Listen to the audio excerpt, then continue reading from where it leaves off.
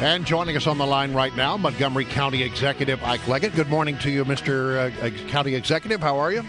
Good morning. How are you this morning? We're doing very well. Okay, so listen, we want to get right to it because I have a lot of questions about this idea that you're proposing.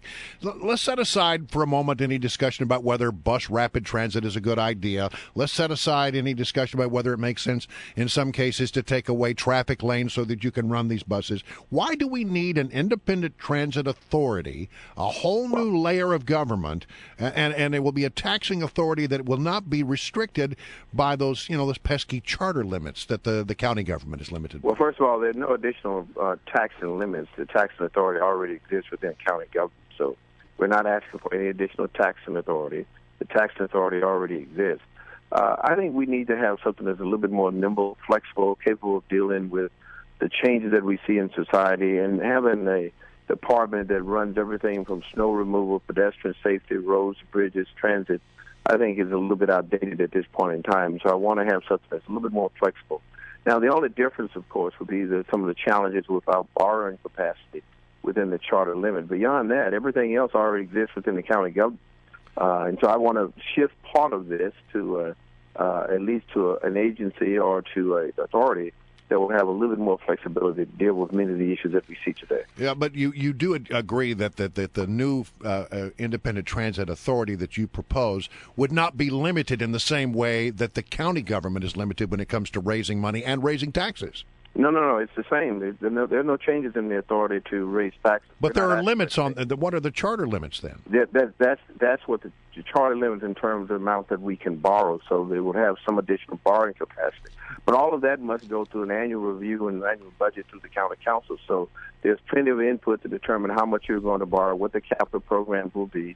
And so the citizens and everybody else will have an opportunity to weigh in on that. So there's no additional authority in terms of taxing. The only challenge would be, can you borrow more as it relates to transit operation rather than have that compete with schools and for other items that you generally have within in the capital budget?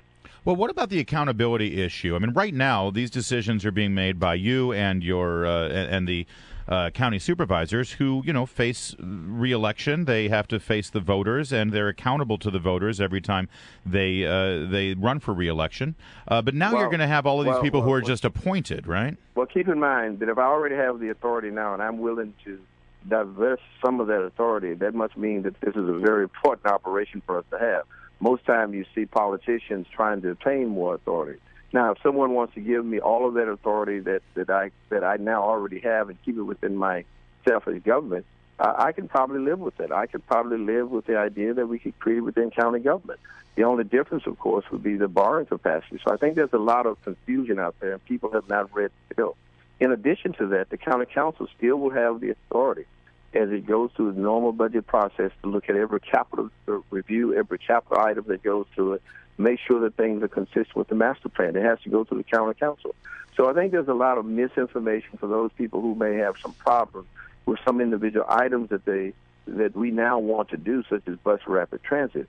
But I think that they are mislabeling some of the things that are within this authority, and I think they need to look at the bill itself. Well, I think what people are, maybe it's misinformation, but I think that people have an instinctive hesitance to grow government and add additional layers of bureaucracy to the county government when, if you and your county supervisors are all calling the shots and running things with regard to transit, then if there's a problem, no one's going to point the finger. We know who's responsible. But now, look at what's happening in D.C. right now. Everyone's pointing the finger over at Metro. Oh, they're doing it. It's not us. No, let me back up. The difference in Metro, there's a bi-county agency. All of this is within county government.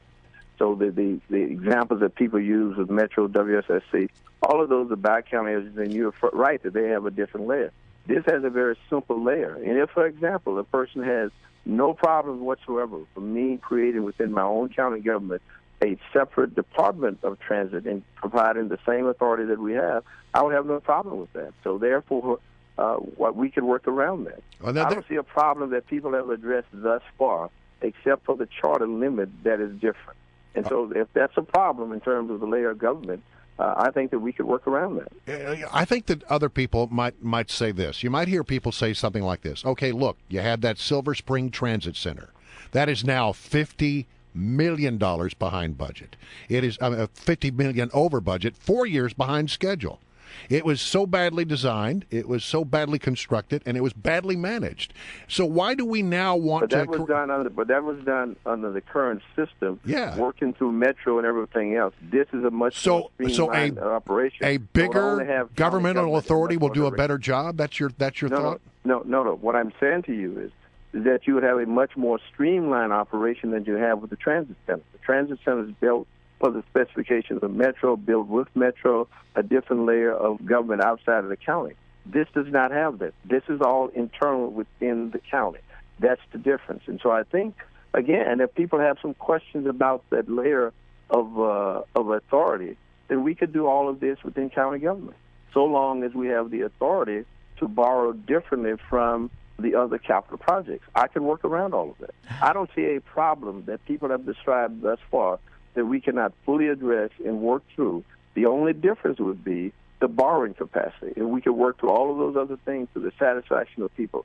But at the end of the day, even if we did all of that, there will be people saying, we don't want this. They don't want it because they don't want bus rapid transit, or they don't want the capital project, not the structure of the government, not these things that I've just described, because we could satisfy the resolution to all of those things. Our guest is Montgomery County Executive Isiah Leggett, Ike Leggett. And, sir, I'd love to get you on record on a breaking story from this morning.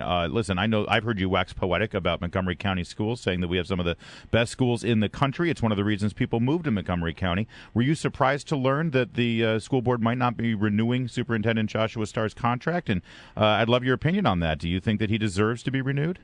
Well, I do. I think that, but that's a decision within the school board. I think that he's done an outstanding job. I think that there are some questions. I think that he probably should have been given a little bit more time, based on what I'm hearing from the board members, that they're not the votes to retain him. So I'm disappointed from that standpoint. And I wish him well of that decision that the board is making. Had I been able to make the decision, I probably would have extended his contract and at least give it a little bit more time. What are you hearing from those board members? I mean, are they suggesting that the quality of the schools and the management of the schools have deteriorated under Starr's leadership? Well, there are a number of things that have been heard in terms of the leadership, and people differ about that. He comes in a very challenging time when there's very difficult budgetary concerns around not only Montgomery County but around the nation, and some people are not satisfied with the level of leadership that has been dedicated and committed to those things. Unfortunately, I see it somewhat differently. I think that you have to take the leadership that has been governed under some very difficult times. And I think it's very difficult to govern today with the great budgetary struggles that we have, and I would have given him more time. So I would differ with that, but I respect the board's decision, if that's the decision that they're going to make. On coming back to the buses for just a moment and this independent transit authority, you're saying that the charter limits prohibit the county from borrowing more money, correct? Yeah, in other words, there are some limitations that we have as it relates to borrowing. Yeah. So if you start this new independent transit authority and you are able to blow past those limits and borrow more money for your project, doesn't it ring true that when you're spending more money, the taxes to pay for what you are spending have to go up? Not necessarily. To some degree, it depends on where it goes up. Some of the business people for which projects are outlined will benefit from that in terms of development and growth and taxes in the county. We have 4 major projects in the county that now will total somewhere in the neighborhood of 100,000 jobs. What we need to do with that is to have those developers and others around those projects pay for it. But we need to have them pay for it over a period of time into a fund for which we can go to Wall Street and borrow against that and therefore allow us to build those projects. If not, all of those projects come to a halt. We don't get the tax dollars, don't get the jobs. Under the current arrangement, they would have to stand in line behind schools, behind roads, and everything else. We're not able to do that. What we're saying, we can get the money from existing development, we can get the money from existing authority, allow us to borrow under this new authority, and therefore not put us in line behind all of those other projects. It's as simple as that. We can work around now all of the questions of authority and how we get to what is going to be the agency for that. That, in my opinion, is the only difference and the only change that we are asking for that does not currently exist within county government. We're going to leave it right there. Montgomery County Executive Ike Leggett, thank you for joining us this morning. Yeah, don't be a stranger.